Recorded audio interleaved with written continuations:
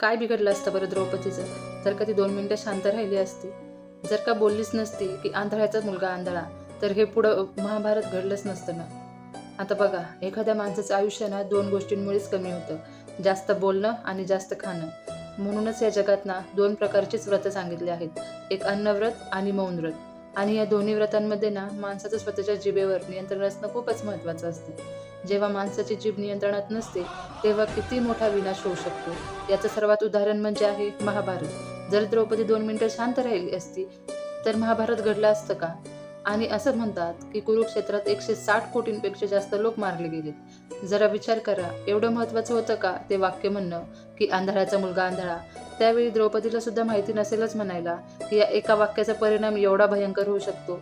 एवढं जास्त बोलणं पण गरजेचं वाटतं का खरंच? प्रत्येक गोष्टीला उत्तर देण्याची घाई का असते आपल्याला? आपली गरज नसलेली प्रतिक्रिया, बोलणं हेच आपल्या अडचणींचं खरं तर मूळ असतं. बघा ना, शांत राहणारा माणूस आहे ना, नेहमीच फायद्यात असतो आणि जास्त बोलणारा माणूस आहे ना, कधी ना कधी स्वतःच्याच शब्दात अडकतो.